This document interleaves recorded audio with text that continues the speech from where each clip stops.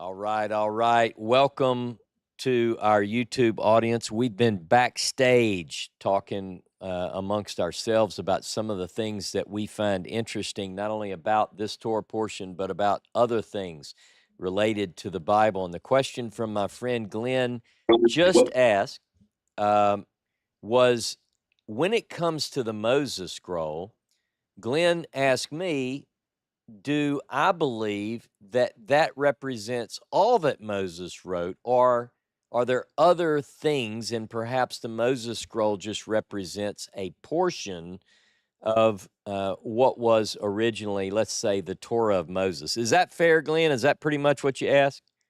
You summarized that very well. All right, good. Well, you and I are on the same page, and that question comes to me quite a bit. And here's one of the reasons.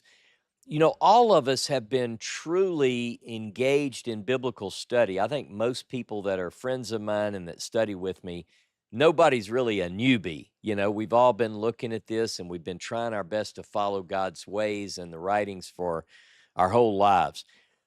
So we have this question because if you really boil down to the Moses scroll is very concise, very short, and it doesn't really contain a lot of laws, such as what do you do with the dietary laws? What about the other festivals? What about, you know, and so what it causes is, and I had the same question, Glenn, could this really be it? And then I started thinking about what else would there be? What else could fit in? And so this is speculation. First of all, I want to say that I believe that the Moses scroll, or as Edon would put it, a proto-biblical copy, very similar to the Moses scroll. I think it actually is authentic. And I think the Moses scroll, or the valediction of Moses, as he refers to it, as Edon refers to it, is a copy of a copy, perhaps, of an authentic scroll that Moses wrote. I think that Moses wrote a very concise scroll, and I think it contained the commandments. I think it contained the blessings and the curses, which we don't have in our Bible. We only have the curses. And I think it contained a travel itinerary, and that's basically it. And how do I come to that? Because the biblical writers say 7 times, the biblical writers give us 7 different passages which kind of clue us into what Moses actually wrote.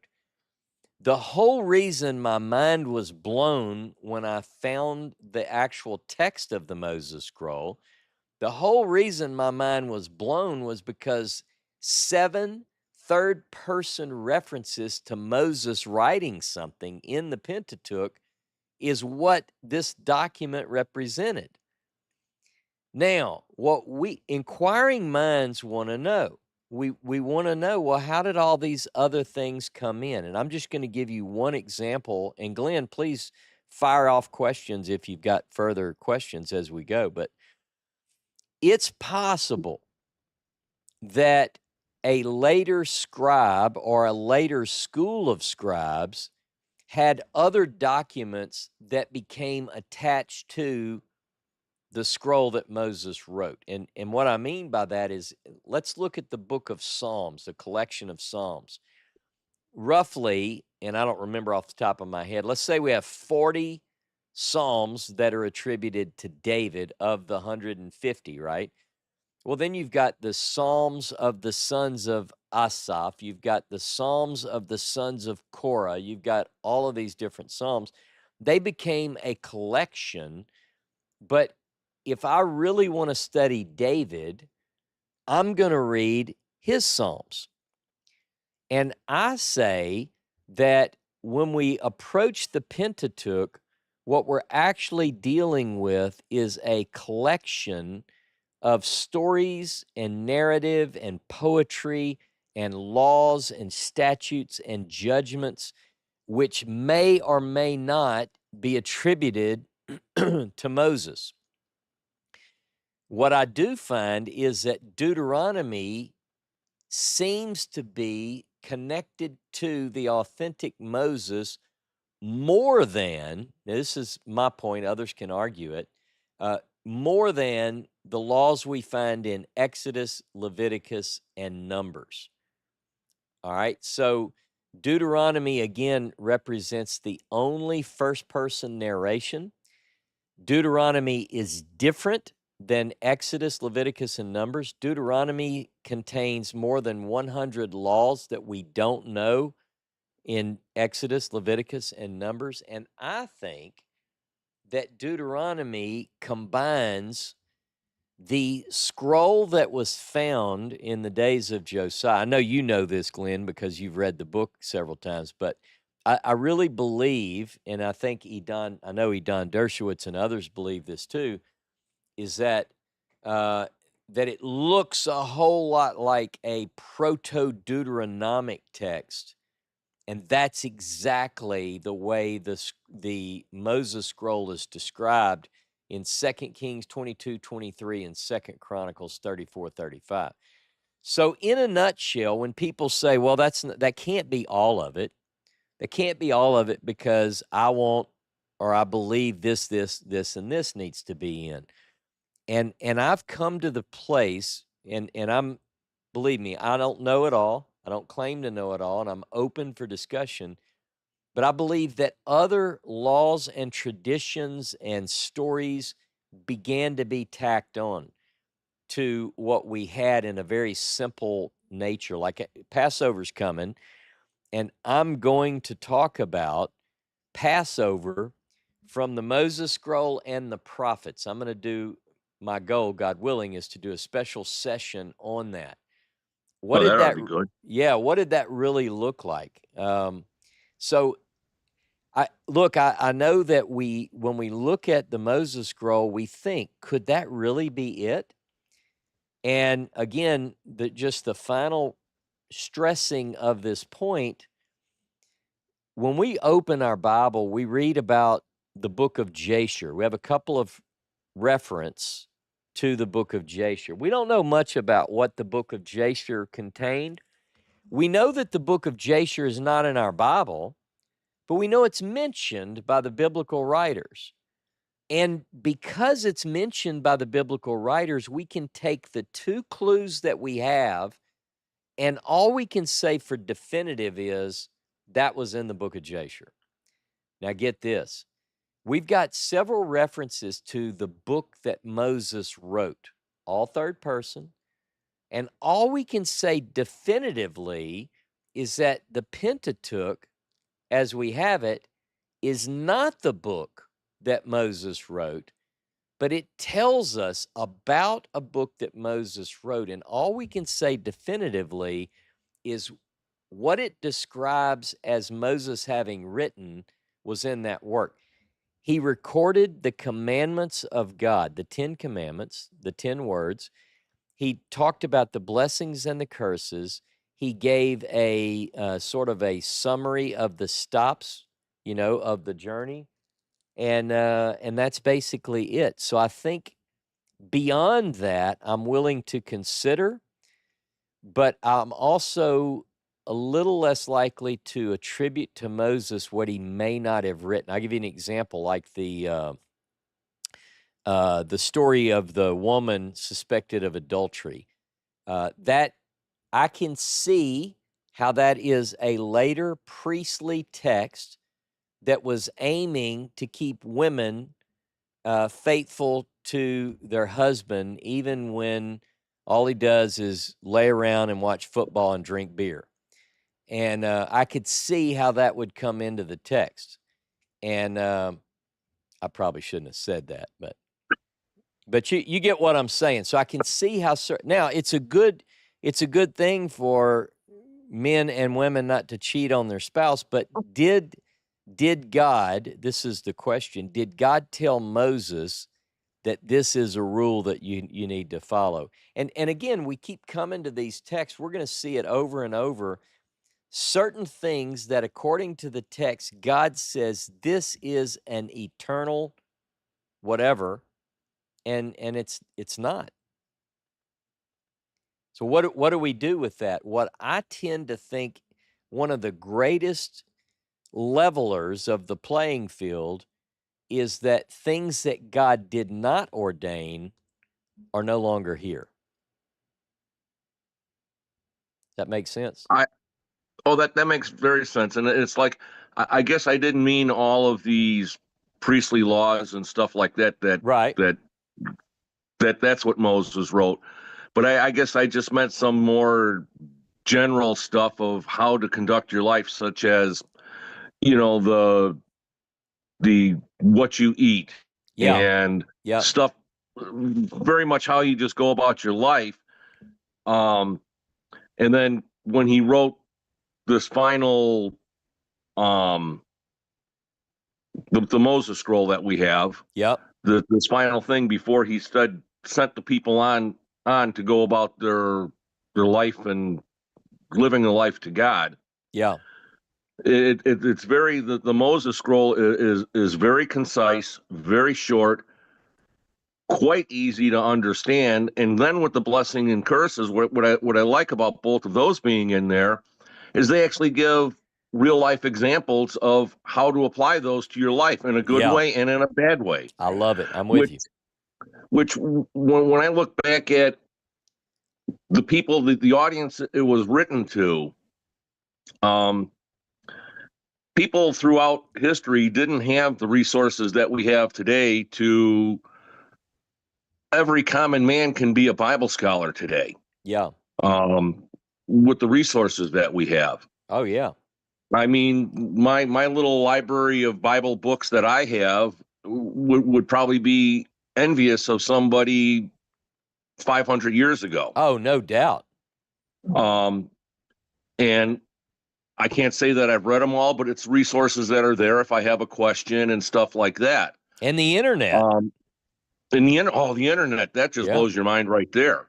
Yeah. But like I said, when I was getting back to my point about the audience it was written to, uh, that once every, what was it, 3 years or 7 years, they got together and Yeah. read the Moses scroll from dawn until noon Yeah. with explanations.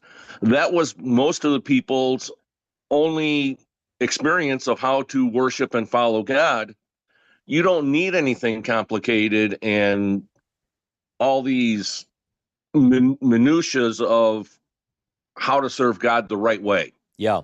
The Moses scroll is very easy to internalize if you just hear it. Right.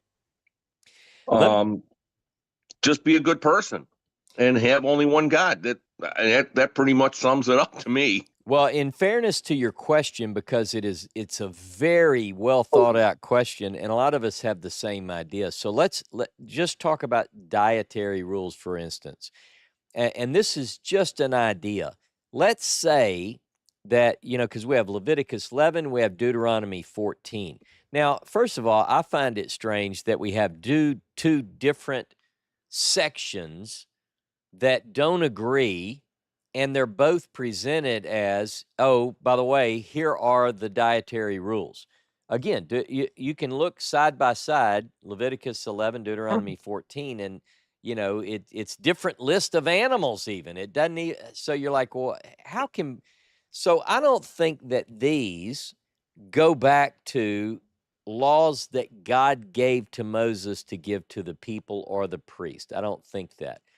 What I do think, and people say, well, who cares what you think, Ross? I've got a Bible that says it is. Well, you've got a Bible that gives two different lists that say both of these represent a list that God gave to the people about what to eat and what not to eat. Okay. But I would say that neither of those lists represent God's correct diet card for humanity. What I think happens is in a society that has been exposed to foods in various places. Remember, the children of Israel are in Egypt, they are in the wilderness, they are living in the Levant. There's certain animals, certain, what do you call it?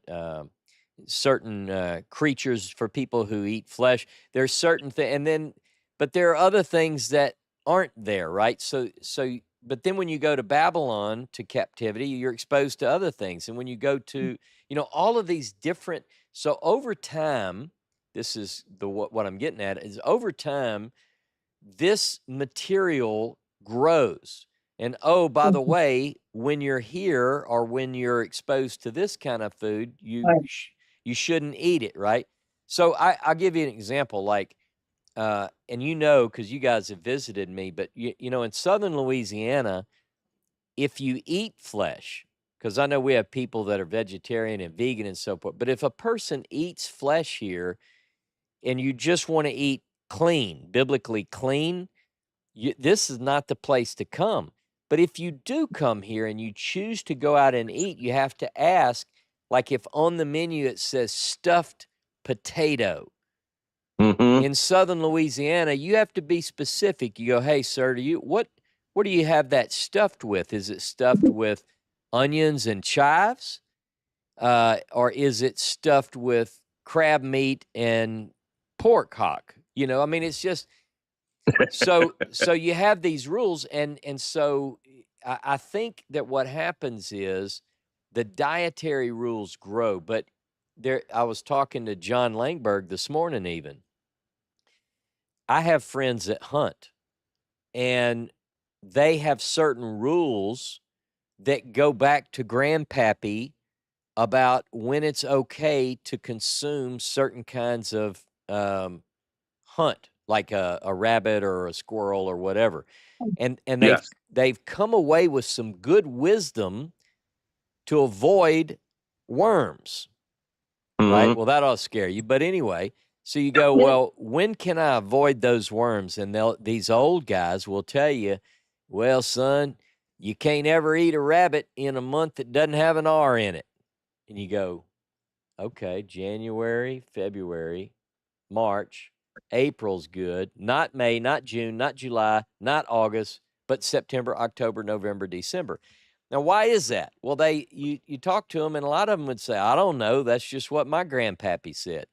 Well, these kinds of old wisdoms that are passed down has to do with it's the colder months, I guess. And that's when they're not, you know, look, I know that it's this just a theory. So that would be the kind of thing. We see some things like that in the biblical text.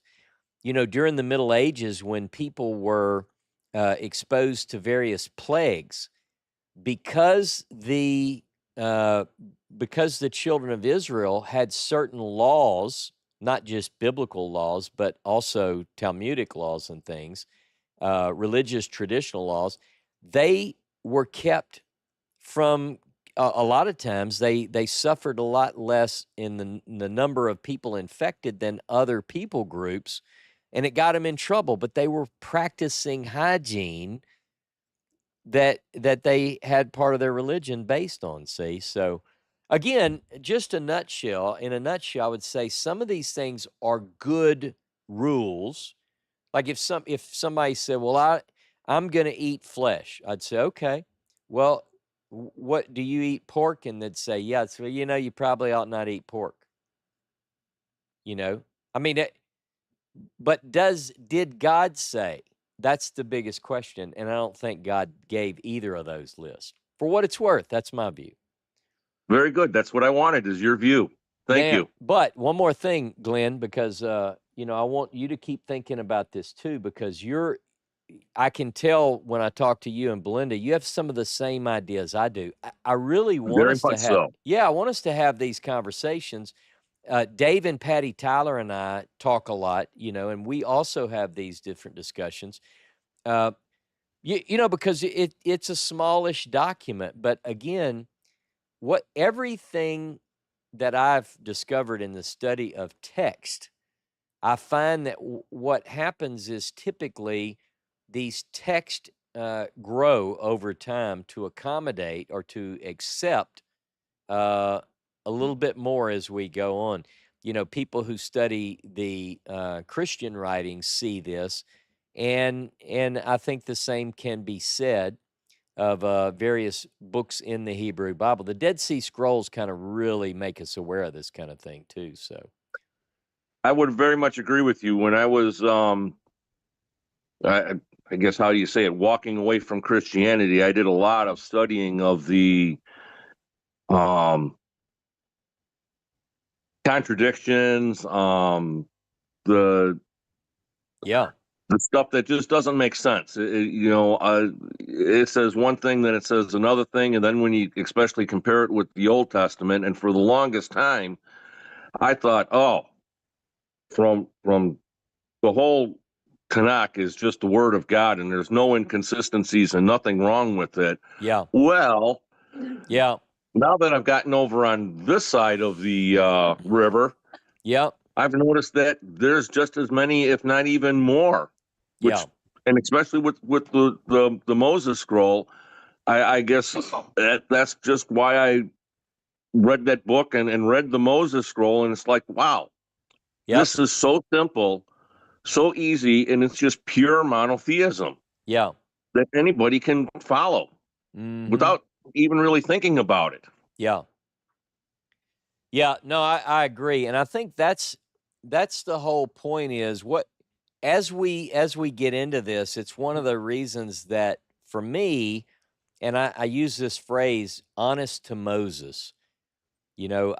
My goal is to understand as best I can, God willing, I'm able to see how do we trace back to what did that say? Again, if we see in the biblical text, Exodus 20 and Deuteronomy 5 both say these are the 10 words that God spoke from the mountain, from the midst of the fire on the day of assembly, and they don't agree, then I want to know which, if either, represent what God spoke and ultimately, according to the priestly writer, wrote on 2 tablets of stone.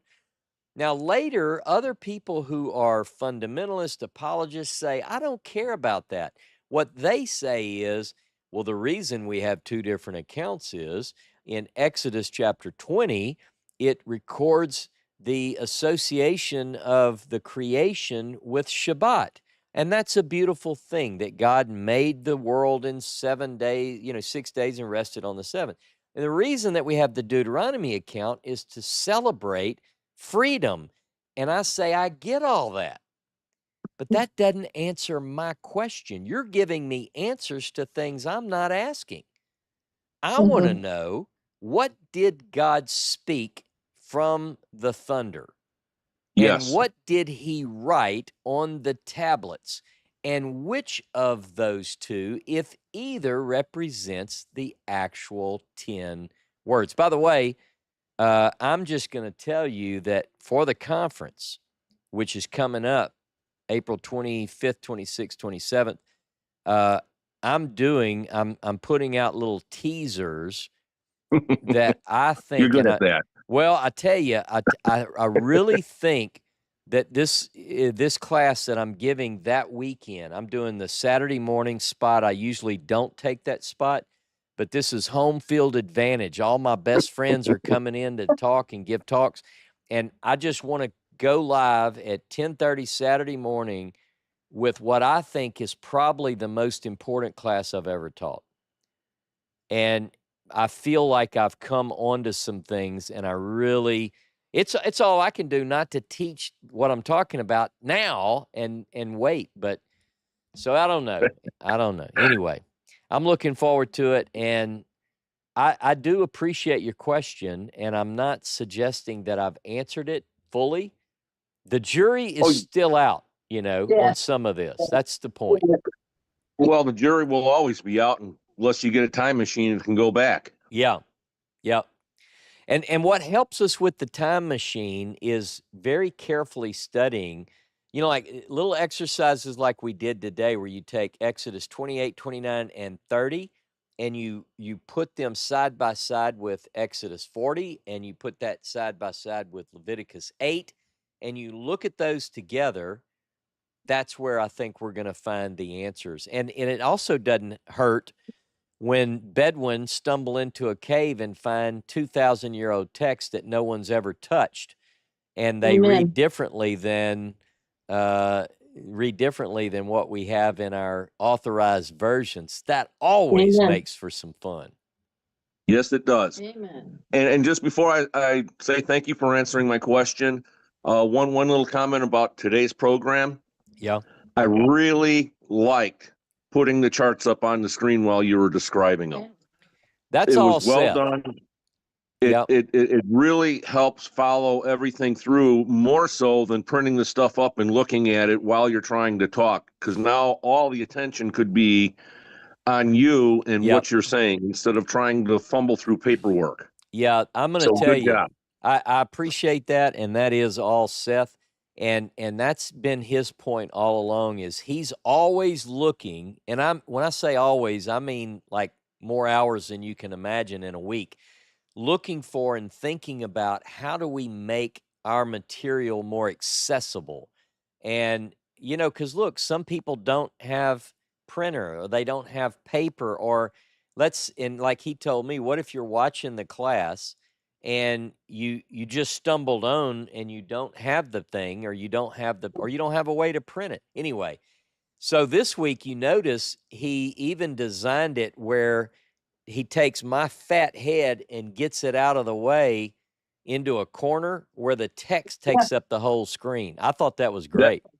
That was well done. I mean, it was so well done and so easy to follow. So just want to say kudos on that, and hopefully we see more of that. Well, you're going to see made more of everything. it. Yeah. It made everything easier to follow what you were saying.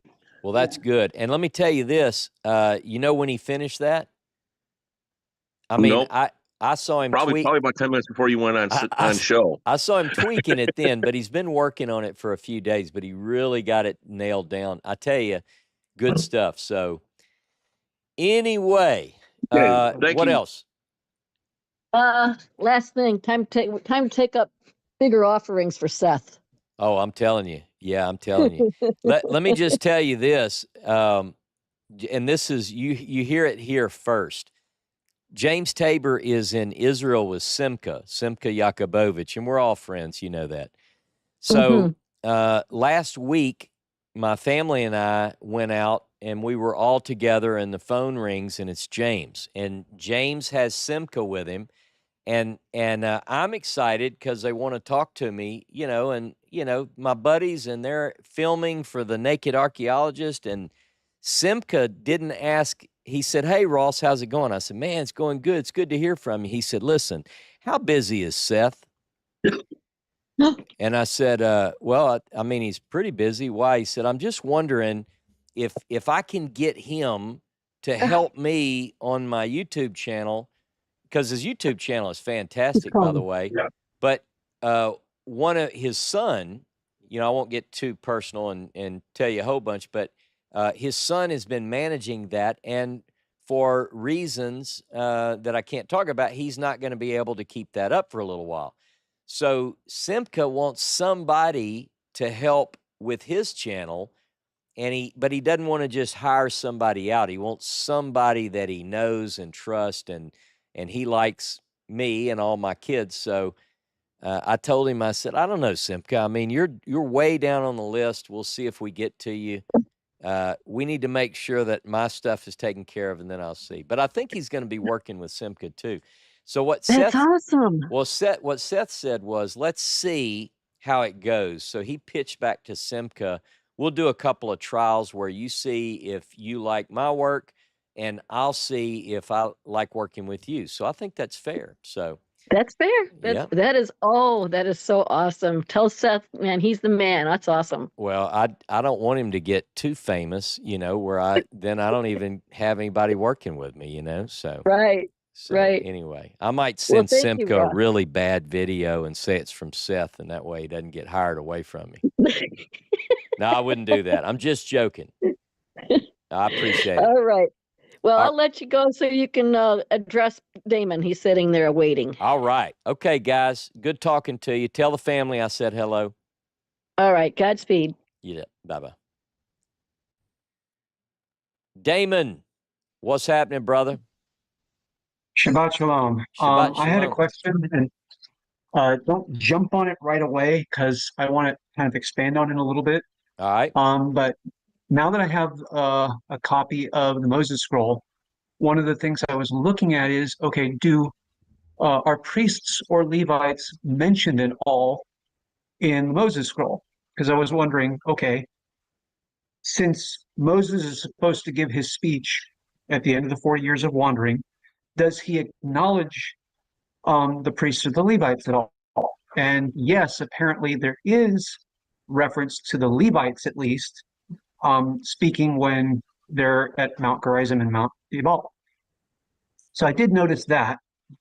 Um, but I'm thinking to myself, okay, I noticed that the Moses scroll broke off like in Deuteronomy 28 before it gets to certain passages regarding the return from exile.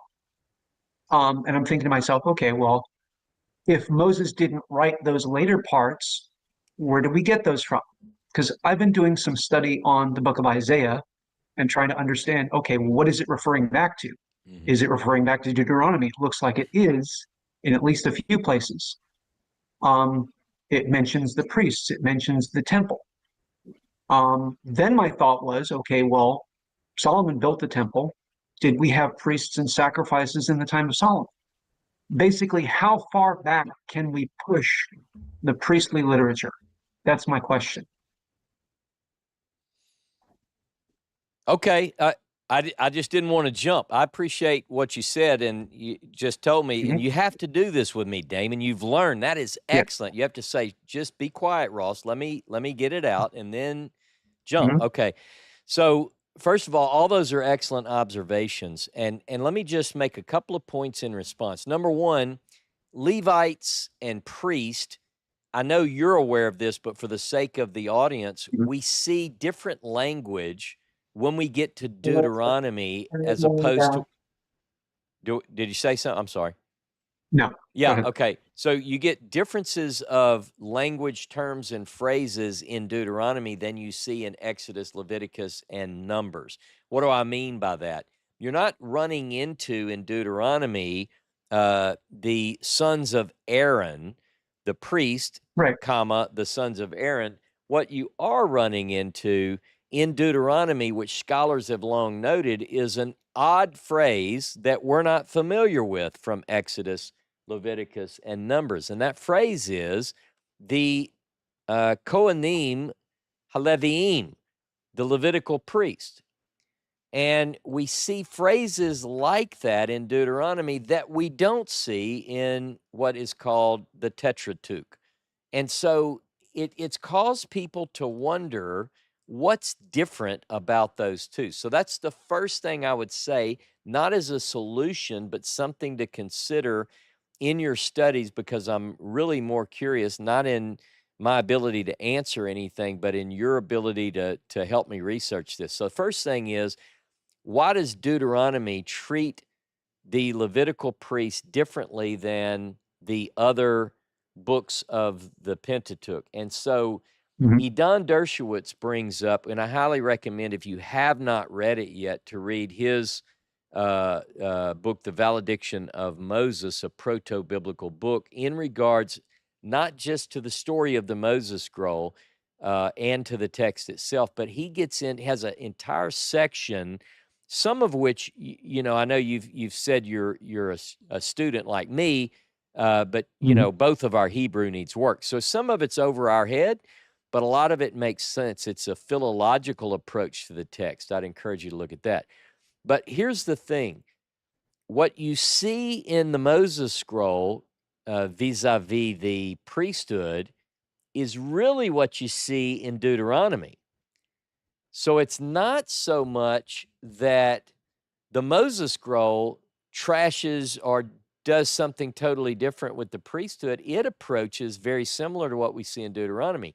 Part of the problem, I use scare quotes, part of the problem with Deuteronomy for scholars is a different treatment for the Levites and the priests than we see elsewhere. Not only do we have this centralized worship, but the Levites are treated differently. Now, what Edan says, and I won't go into a lot of detail here because it's more than I want to bite off today, But one of the things Edon brings up is that in terms of the Levites, and other scholars like Richard Elliott Friedman have proposed this, is that somewhere in the distant past, now I know people are thinking of Genesis and the story of the origins of the tribes, but somewhere in the distant past, one scholarly view is that the Levites are not Israelites, but that they are joiners, that there is an association in Hebrew. The word Levi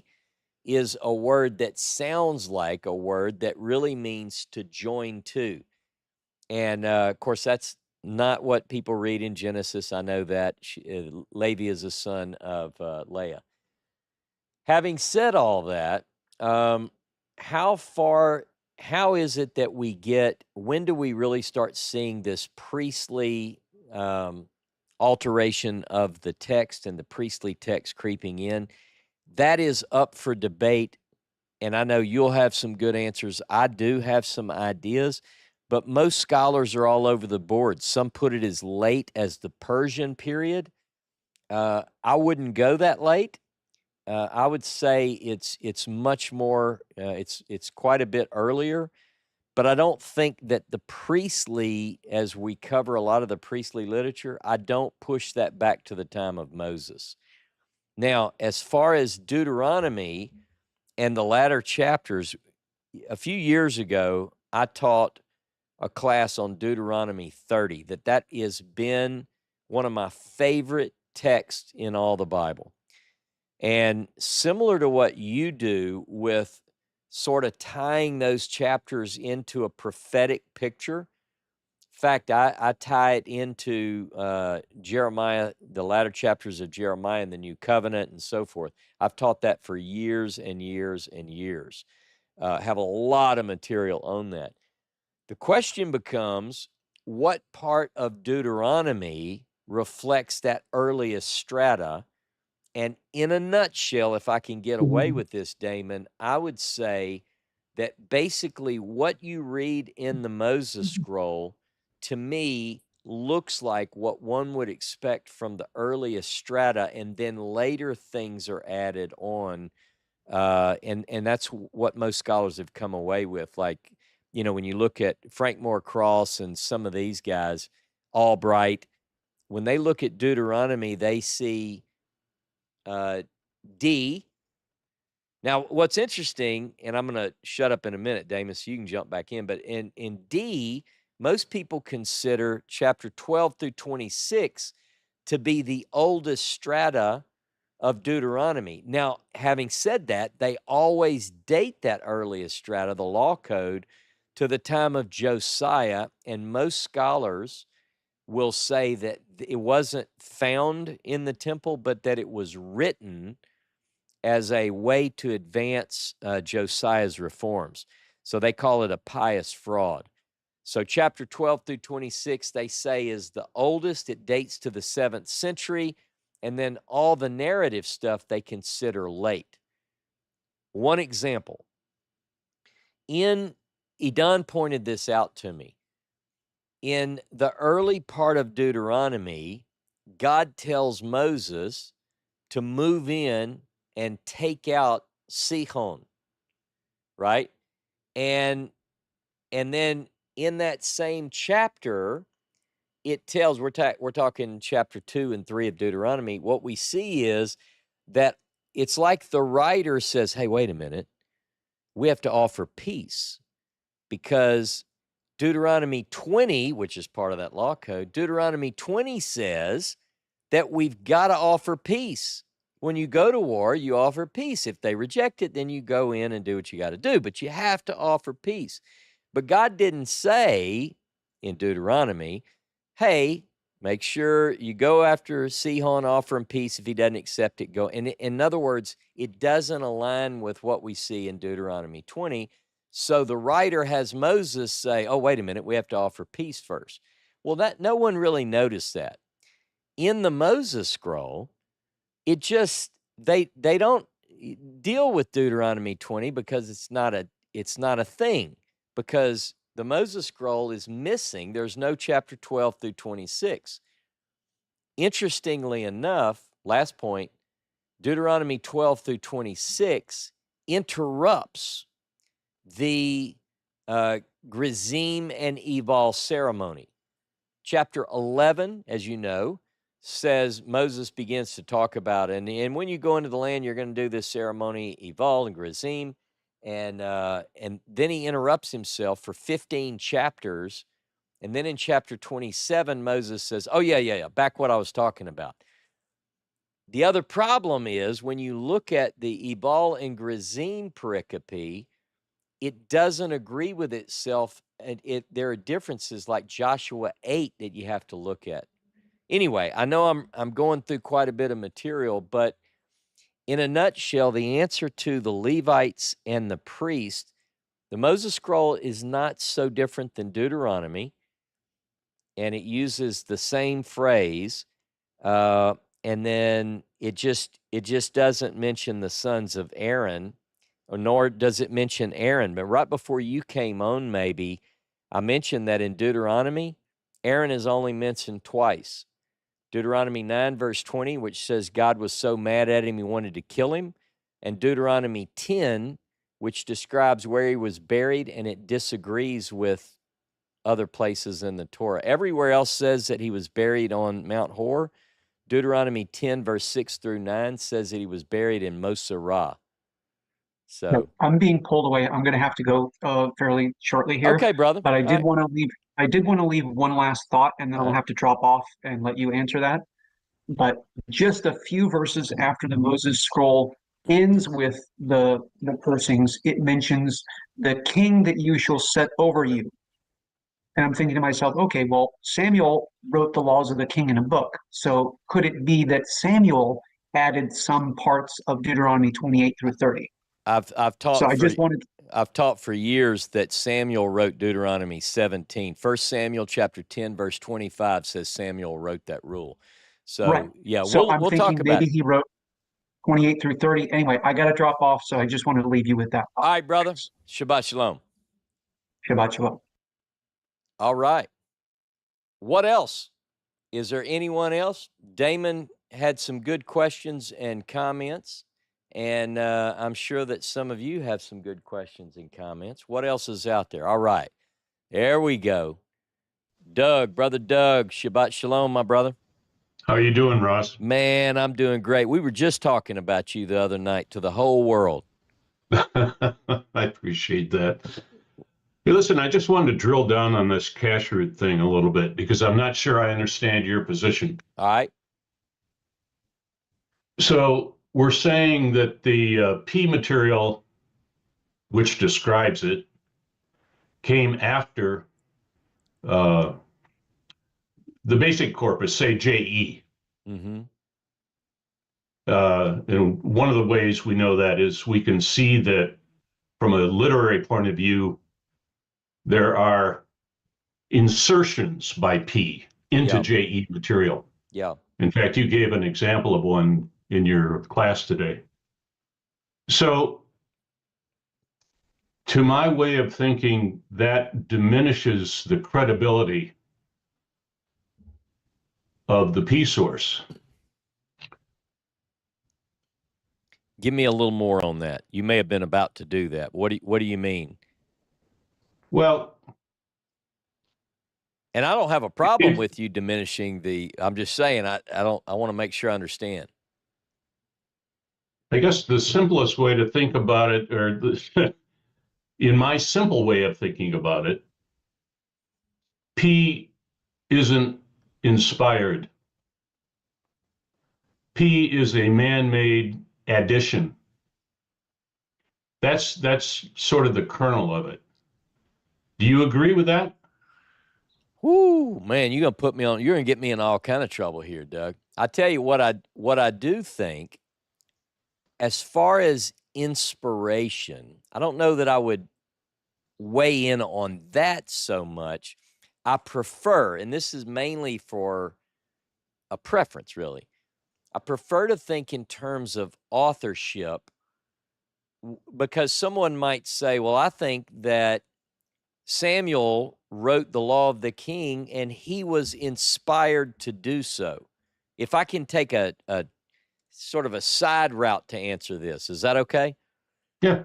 So for instance, when we read the story, if we read the Bible as we think it was presented to us all along, Genesis and then Exodus, Leviticus, whatever, and we get to Deuteronomy 17, 14 through 20, it says, when you get into the land, you're going to put a king over you, and he's going to do this and that, and just understand this, and, here's what's required.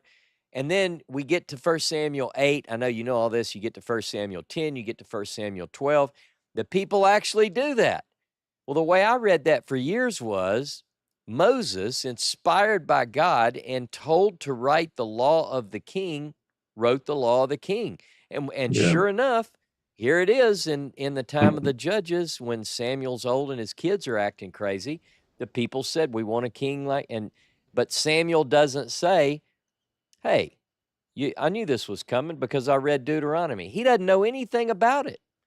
He thinks that they've rejected him, and he cries to God, and God doesn't know anything about it. Now, I'm sorry if I said that the wrong, but in other words, God could have said, hey, wait a minute.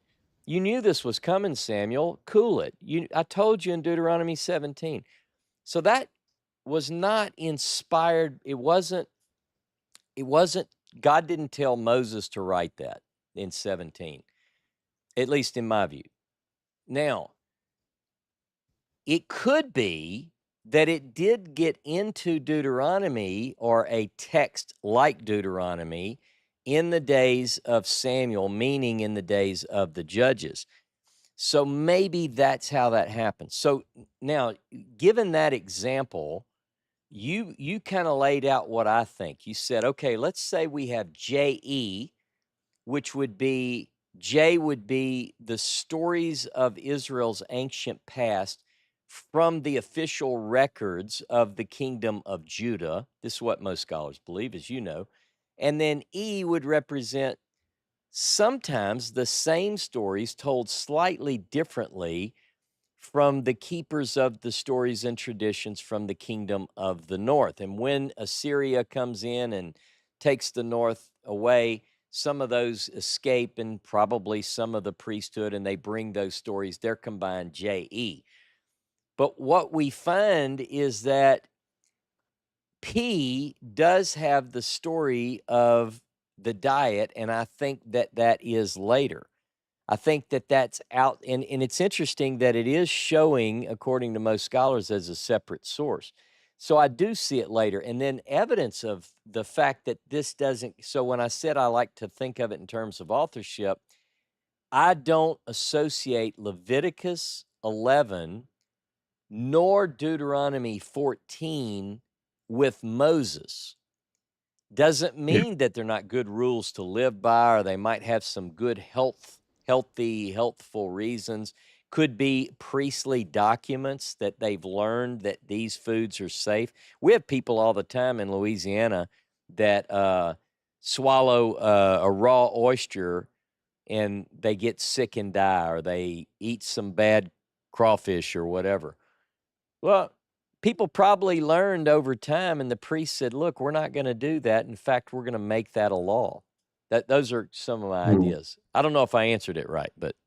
Well, yeah, we're getting close to it. So in a nutshell, you're concluding that there is no such thing as a divine diet, but rather there is a diet which is created as a result of the wisdom of the ages, more or less. Not only one diet created by wisdom, but a few diets. In fact, as you know and I know, if I want to be a vegetarian or vegan, I can present a God-ordained diet that was from the Garden of Eden. And I can say, look, he said, Genesis chapter 1, verse 29, these are the plants. And I can turn that into a cult and beat the hell out of anybody who doesn't agree with me on that diet. Or I can say, I'm a carnivore. I eat nothing but ribeyes, and I can take Genesis 9, Leviticus 11 and Deuteronomy 14, and I can beat up people who don't agree with me. So there are a bunch of different sacred diets, and right now, I would say that at least in the Moses scroll, there's no diet mentioned. If I wanted to look at that text as maybe a possible something from God to Moses, what I would say, though, there's certainly no slaughter, there's no sacrifice. Right. And if I wanted to, I could marry that more with a vegan vegetarian lifestyle than I could with the other. But I don't think that there is I don't see within the Torah a single voice saying this is the diet. But, I have friends that are very much, you saw the video with my vegan vegetarian friends, Yep. and what they would present is this singular thread that runs from Genesis 1 all the way to Deutero-Isaiah, where it says the wolf and lamb will lie together and it's going to be a peaceable kingdom and that kind of thing. So I would almost argue, if somebody really pressured me, I'd say the ideal diet is that one, which advances a peaceful, ultimately, not everybody's going to be there this week, but that's what it's going to be in the end. That's kind of the way I would say it. Yeah. Okay. What else, man? I mean, that's a pretty tough one, though. I don't even know if I did it Yeah. justice, but It just bugs me. The yeah. whole P concept just really bothers me, and there are lots of derivative questions that come out of that. Let And me that's ask one one of more. Yachad is one of them. Let me ask one more on P, because I too have thought about, really thought about. By the way, let me tell you one thing that Seth and I have mentioned that we're planning on doing in addition to the Torah tablets. We want to put out, and it can be done this year even if we prioritize it, where you would take, and some have done, like the Book of J. I think Harold Bloom wrote the Book of J, but I'm talking about publish a singular version that is J, and then E, and then P, and then D, just to kind of get in separate volumes the way the Scott. So you wouldn't read and look for either the way I did it or the way Friedman did it. You'd just read J Yeah. and so forth. Anyway, but when I think about what scholars came to call P, I don't know that I signed up, and I know you probably haven't necessarily either, to accept the documentary hypothesis carte blanche. Like I'm in 110%.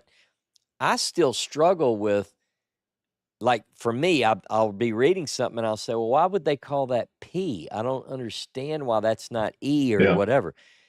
So I'm not sure that the whole system doesn't need an overhaul. But the reason I can say that is I'm more interested in, forget the designations JEPD, I want to know, can I identify a different voice, a different hand? And that's what, as you know, that's what led to JEPD. But could they have messed up? There are people now who debate whether a certain text is, like they'll go back to the drawing board and they'll say in the 19th century, Leviticus was considered, I'm making this up, but it was considered all P. But I think this might be E here in this chapter. And it's a lot of speculation, I guess, is one of the points that I'd make. And so when we say we struggle with P, because I'm right there with you, are we sure it's supposed to be P? But the diet, I think, comes in late. But I do think that there are some good, healthful reasons for that. And just as a person who lives in southern Louisiana, I would say, I know that, if a person says, well, I don't want to be vegan or vegetarian, but I want to follow the kosher or clean diet, I think that's a really good first step. especially in southern Louisiana, because you can get sick and die eating this stuff. Pretty bad. Anyway, that's it. What else can we make people mad about? We've talked about diet. We talked about the festivals. What else? Maybe We can that's enough argue for on the name of God. What else?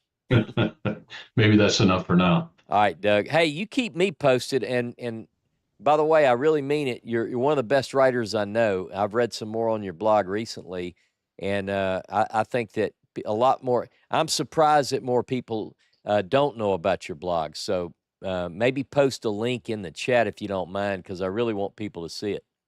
Okay. All right, brother. Have a good Sabbath. Take care.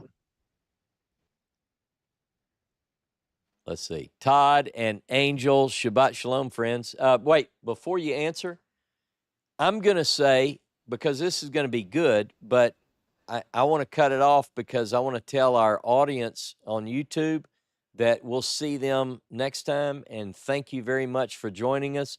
The conversation is going to continue for, quite a bit longer. But thanks for joining us, everybody. And I hope that you join us next week. Remember, next week we're talking about sacrifice and offering. You don't want to miss it. So join us then. So to our group on YouTube, Shabbat Shalom.